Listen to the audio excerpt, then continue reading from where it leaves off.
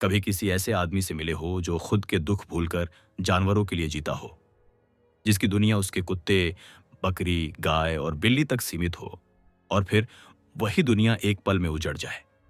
ये कहानी है रफाकत हुसैन की, एक साधारण दफ्तरी मगर दिल किसी फकीर जैसा।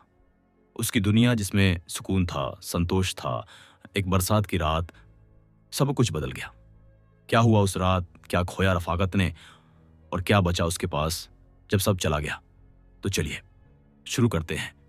एक ऐसी कहानी जो आपको सोचने पर मजबूर करेगी कि आखिर सबसे बड़ा दुख क्या होता है, गरीबी या अकेलापन। रफाकत हुसैन मेरे दफ्तर का दफ्तरी था। 10 रुपये मासिक वेतन पाता था।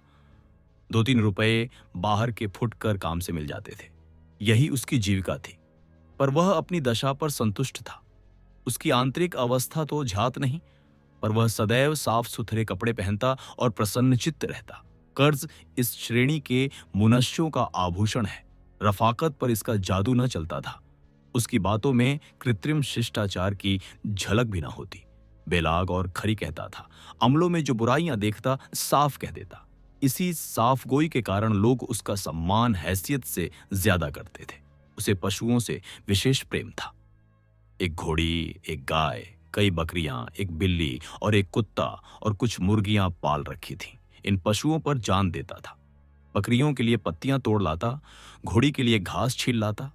यद्यपि उसे आए दिन मवेशी खाने के दर्शन करने पड़ते थे और बहुधा लोग उसके पशु प्रेम की हंसी उड़ाते थे, पर वह किसी की न सुनता था। और उसका यह निस्वार्थ प्रेम था। किसी ने उसे मुर्गियों के अंडे बेचते नहीं देखा। उसकी बकरियों के बच्चे कभी बूछड़ की छुरी के नीचे नहीं गए और उसकी घोड़ी ने कभी लगाम का मुंह नहीं देखा। गाय का दूध कुत्ता पीता था। बकरी का दूध बिल्ली के हिस्से में आता था। जो कुछ बचा रहता वह आप पीता था। सौभाग्य से उसकी पत्नी भी साध्वी थी। यद्यपि उसका घर बहुत छोटा था, पर किसी ने द्वार पर उसकी आवाज नहीं सुनी। किसी ने उसे द्वार पर झांकते नहीं देखा।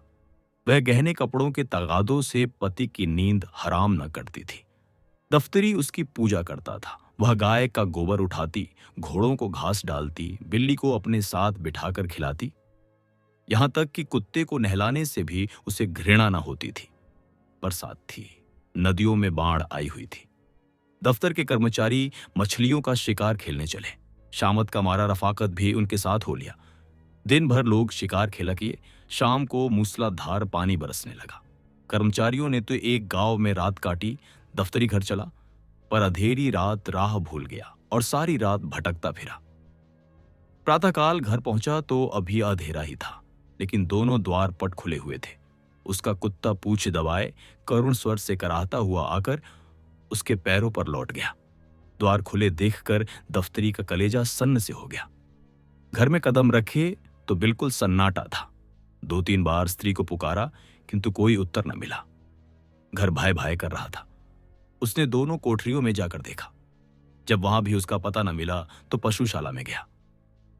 भीतर जाते हुए अज्ञात भय हो रहा था, जो किसी अधेरे खोह में जाते हुए होता है। उसकी स्त्री वहीं भूमि पर चित पड़ी हुई थी। मुंह पर मक्खियां बैठी हुई थीं, होंठ नीले पड़ गए थे, आंखें पत्थर आ गई थीं। लक्षणों से अनुमान होता था कि सांप ने दस लिया है। दूसरे दिन रफाकत आया तो उससे पहचानना मुश्किल था। मालूम होता था बरसों का रोगी है। बिल्कुल खोया हुआ गुमसुम बैठा रहा, मानो किसी दूसरी दुनिया में है। संध्या होते ही वह उठा और स्त्री की कब्र पर जाकर बैठ गया। अंधेरा हो गया। 3-4 घड़ी रात बीत गई, पर दीपक के टिमटिमाते हुए प्रकाश में उसी कब्र पर नैराश्य और दुह की मूर्ति बना बैठा रहा, मानो मृत्यु की राह देख रहा हो। मालूम नहीं कब घर आया। अब यही उसका नित्य का नियम हो गया। प्रातःकाल उठकर मजार पर जाता, झाड़ू लगाता, फूलों के हार चढ़ाता, लुबान जलाता और 9 बजे तक कुरान का पाठ करता। संध्या समय फिर यही क्रम शुरू होता। अब यही उसके जीवन का नियमित कर्म था। अब वह अंतर जगत में बसता था। बाह्य जगत से उसने मुंह मोड़ लिया था। शोक ने विरक्त कर दिया था। कई महीने तक यही हाल रहा। कर्मचारियों को दफ्तरी से सहानुभूति हो गई थी। उसके काम कर लेते, उसे कष्ट न देते। उसकी पत्नी भक्ति पर लोगों को विस्मय होता था, लेकिन मनुष्य सर्वदा प्राणलोक में नहीं रह सकता। वहां का जलवायु उसके अनुकूल नहीं। वहां वह रूपमय, रसमय भावनाएं कहाँ, विराग में वह चिंतामय उल्लास कहाँ, वह आशामय आनंद कहाँ। दफ्तरी को आधी रात तक ध्यान में डूबे रहने के बाद चूल्हा जलाना पड़ता। प्रातःकाल पशुओं की देखभाल करनी पड़ती। ये बोझा उसके लिए असह्य था। अवस्था ने भावुकता पर विजय पाई। मरुभूमि के प्यासे पथिक की भांति दफ्तरी फिर दाम्पत्य सुख जल स्रोत की ओर दौड़ा। वह फिर जीवन का यही सुखद अभिनय देखना चाहता था।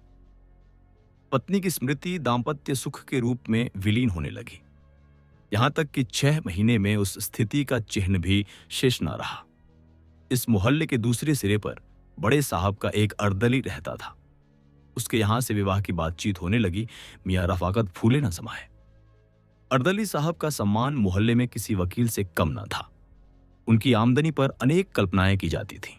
साधारण बोलचाल में कहा जाता था, जो कुछ मिल जाए वह थोड़ा है। वह स्वयं कहा करते थे कि तकाबी के दिनों में मुझे जेब की जगह थैली रखनी पड़ती थी। दफ्तरी ने समझा भाग्य उदय हुआ।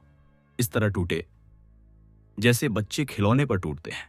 एक ही सप्ताह में सारा विधान पूरा हो गया और नववधू घर में आ गई। जो मनुष्य कभी एक सप्ताह पहले संसार से विरक्त, जीवन से निराश बैठा हो, उसे मुंह पर सेहरा डाले घोड़े पर सवार नवकुसुम की भांति विकसित देखना मानव प्रकृति की एक विलक्षण विवेचना थी। किंतु एक ही अठवारे में नववधू के जौहर खुलने लगे। विधाता ने उसे रूपेंद्रिय से वंचित रखा था, पर उसकी कसर पूरी करने के लिए अति तीक्ष्ण वाकेंद्रिय प्रदान की थी। इसका सबूत उसकी वह वाक्पटुता थी जो अब बहुधा पड़ोसियों को विनोदित और दफ्तरी को अपमानित किया करती थी। उसने 8 दिन तक दफ्तरी के चरित्र का तात्विक दृष्टि से अध्ययन किया और तब एक दिन उससे बोली, तुम विचित्र जीव हो। आदमी पशु पालता है अपने आराम के लिए, न कि जंजाल के लिए। ये क्या कि गाय का दूध कुत्ते पिएं, बकरियों का दूध बिल्ली चट कर जाए। आज से सब दूध घर में लाया करो। दफ्तरी निरुत्तर हो गया। दूसरे दिन घोड़ी का रात्रि बंद हो गया। वह चने अब भाड़ में भुनने और नमक मिर्च से खाए जाने लगे। प्रातःकाल ताजे दूध का नाश्ता होता। आए दिन तसवई बनती। बड़े घर की बेटी पान बिना क्यों कर रहती। घी मसाले का भी खर्च बढ़ा। पहले ही महीने में दफ्तरी को विदित हो गया कि मेरी आमदनी गुजर के लिए काफी नहीं है। उसकी दशा उस मनुष्य की सी थी जो शक्कर के धोखे में कुनैन फांक गया हो। दफ्तरी बड़ा धर्मपरायण मनुष्य था। 2-3 महीने तक यह विषम वेदना सहता रहा, पर उसकी सूरत उसकी अवस्था को शब्दों से अधिक व्यक्त कर देती थी। वह दफ्तरी जो अभाव में भी संतोष का आनंद उठाता था, अब चिंता की सजीव मूर्ति था। कपड़े मैले, सिर के बाल बिखरे हुए, चेहरे पर उदासी छाई हुई, अहर्निश हाय हाय किया करता था। उसकी गाय अब हड्डियों का ढांचा थी, घोड़ी का जगह से हिलना कठिन था। बिल्ली पड़ोसियों के छींकों पर उचकती और कुत्ता घूरों पर हड्डियां नोचता फिरता था, पर अब भी वह हिम्मत का धनी इन पुराने मित्रों को अलग न करता था। सबसे बड़ी विपत्ति पत्नी की वह वाक प्रचुरता थी, जिसके सामने कभी उसका धैर्य, उसकी कर्मनिष्ठा, उसकी उत्साहशीलता प्रस्थान कर जाती और अपनी अधेड़ी कोठरी के एक कोने में बैठकर खूब फूट फूट कर रोता। संतोष के आनंद को दुर्लभ पाकर रफाकत का पीड़ित हृदय उच्छृंखलता की ओर प्रवृत्त हुआ। आत्माभिमान जो संतोष का प्रसाद है, उसके चित्त से लुप्त हो गया। उसने फाके मस्ती का पथ ग्रहण किया। अब उसके पास पानी रखने के लिए कोई बर्तन न था। वह उस कुएं से पानी खींचकर उसी दम पी जाना चाहता था जिससे वह जमीन पर बह न जाए। वेतन पाकर अब वह महीने भर का सामान जुटाता। ठंडे पानी और रूखी रोटियों से अब उसे तस्कीन न होती। बाजार से बिस्कुट लाता, मलाई के दोनों ओर कलमी आमों की ओर लपकता। 10 रुपये की भुगत ही क्या, 1 सप्ताह में सब रुपए उड़ जाते। तब जिल्दबंदियों की पेशगी पर हाथ बढ़ाता, फिर 2-1 उपवास होता, अंत में उधार मांगने लगता। शनैः शनैः यह दशा हो गई कि वेतन देनदारों ही के हाथों में चला जाता और महीने के पहले ही दिन कर्ज लेना शुरू करता। वह पहले दूसरों को मिताव्ययिता का उपदेश दिया करता था। अब लोग उसे समझाते, पर वह लापरवाही से कहता, साहब आज मिलता है खाते हैं, कल का खुदा मालिक है। मिलेगा खाएंगे नहीं, पढ़कर सो रहेंगे। उसकी अवस्था अब उस रोगी सी हो गई जो आरोग्य लाभ से निराश होकर पथ्यापथ्य का विचार त्याग दे, जिसमें मृत्यु के आने तक वह भोज्य पदार्थों से भली भांति तृप्त हो जाए। लेकिन अभी तक उसने घोड़ी और गाय न बेची, यहां तक कि एक दिन दोनों मवेशी खाने में दाखिल हो गई।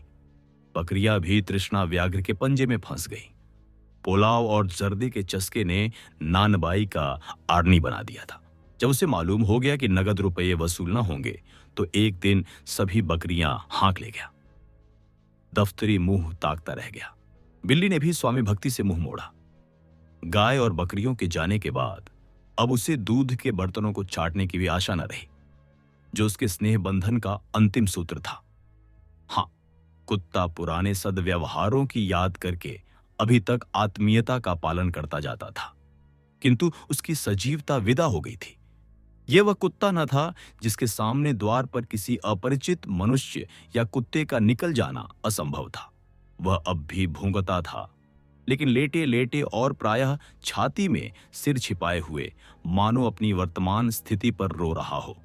या तो उसमें अब उठने की शक्ति ही न थी, या वह चिरकालीन कृपाओं के लिए इतना कीर्तिगान पर्याप्त समझता था। संध्या का समय था। मैं द्वार पर बैठा हुआ पत्र पढ़ रहा था कि अकस्मात दफ्तरी को आते देखा। कदाचित कोई किसान सम्मान पाने वाले चपरासी से भी इतना भयभीत न होगा। बाल वृंद टीका लगाने वाले से भी इतना न डरते होंगे। मैं अव्यवस्थित होकर उठा और चाहा कि अंदर जाकर द्वार बंद कर लूं कि इतने में दफ्तरी लपक कर सामने आ पहुंचा। अब कैसे भागता? कुर्सी पर बैठ गया, पर नाक भौं चढ़ाए हुए। दफ्तरी किस लिए आ रहा था, इसमें मुझे लेश मात्र भी शंका न थी। अडेछुओं की हृदय चेष्टा उनकी मुखाकृति पर, उनके आचार व्यवहार पर उज्ज्वल रंगों से अंकित होती है। वह एक विशेष नम्रता, संकोचमय परवशता होती है, जिसे एक बार देखकर फिर नहीं भुलाया जा सकता। दफ्तरी ने आते ही बिना किसी प्रस्तावना के अभिप्राय कह सुनाया, जो मुझे पहले ही झांत हो चुका था। मैंने रुखाई से उत्तर दिया, मेरे पास रुपये नहीं है। दफ्तरी ने सलाम किया और उल्टे पांव लौटा। उसके चेहरे पर ऐसी दीनता और बेकसी छाई थी कि मुझे उस पर दया आ गई। उसका इस भांति बिना कुछ कहे सुने लौटना कितना सारपूर्ण था। इसमें लज्जा थी, संतोष था, पछतावा था। उसके मुंह से एक शब्द भी न निकला, लेकिन उसका चेहरा कह रहा था। मुझे विश्वास था कि आप यही उत्तर देंगे, इसमें मुझे जरा भी संदेह न था। लेकिन यह जानते हुए भी मैं यहां तक आया। मालूम नहीं क्यों, मेरी समझ में स्वयं नहीं आता। कदाचित आपकी दयाशीलता, आपकी वत्सलता मुझे यहां तक लाई। अब जाता हूं। वह मुंह ही नहीं रहा कि अपनी कुछ कथा सुनाऊं। मैंने दफ्तरी को आवाज दी, जरा सुनो तो, क्या काम है? दफ्तरी को कुछ उम्मीद हुई। बोला, आपसे क्या अर्ज करूं, 2 दिन से उपवास हो रहा है। मैंने बड़ी नम्रता से समझाया, इस तरह कर्ज लेकर कै दिन तुम्हारा काम चलेगा? तुम समझदार आदमी हो, जानते हो कि आजकल सभी को अपनी फिक्र सवार रहती है। किसी के पास फालतू रुपए नहीं रहते, और यदि हों भी तो वह आरण देकर रार क्यों लेने लगा? तुम अपनी दशा सुधारते क्यों नहीं? दफ्तरी ने विरक्त भाव से कहा, यह सब दिनों का फेर है। और क्या कहूं, जो चीज महीने भर के लिए लाता हूं वह एक दिन में उड़ जाती है। मैं घरवाली के चटोरेपन से लाचार हूं। अगर एक दिन दूध न मिले तो मेहनामत मचा दे। बाजार से मिठाइयां न लाऊं तो घर में रहना मुश्किल हो जाए। एक दिन गोश्त न पके तो मेरी बोटियां नोच खाए। खानदान का शरीफ हूं, यह बेइज्जती नहीं सही जाती कि खाने के पीछे स्त्री से झगड़ा तकरार करूं। जो कुछ कहती है सिर के बल पूरा करता हूं। अब खुदा से यही दुआ है कि मुझे इस दुनिया से उठा ले। इसके सिवाय मुझे दूसरी कोई सूरत नहीं नजर आती। सब कुछ करके हार गया। मैंने संदूक से 5 रुपए निकाले और उसे देकर बोला, यह लो, ये तुम्हारे पुरुषार्थ का इनाम है। मैं नहीं जानता था कि तुम्हारा हृदय इतना उदार, इतना वीरसपूर्ण है। गृहदाह में जलने वाले वीर रण क्षेत्र के वीरों से कम महत्वशाली नहीं होते। रफाकत की कहानी शायद खत्म हो गई, पर उसका दर्द आज भी जिंदा है। हर उस इंसान में जो हालात से टूटा है, पर फिर भी किसी न किसी को मुस्कुराने की वजह देता है। कभी कभी सबसे अमीर वो नहीं होता जिसके पास धन है, बल्कि वो होता है जिसके दिल में अब भी प्यार बाकी है। अगर इस कहानी ने तुम्हारे दिल को छू लिया तो लाइक जरूर करो। नीचे कमेंट में लिखो, क्या तुमने भी कभी किसी दफ्तरी जैसा इंसान देखा है? और अगर ऐसी सच्ची दिल से जुड़ी कहानियां सुनना चाहते हो तो अभी सब्सक्राइब करो हिंदी वाली स्टोरी को, जहां हर कहानी तुम्हारे दिल की एक नई परत खोलती है।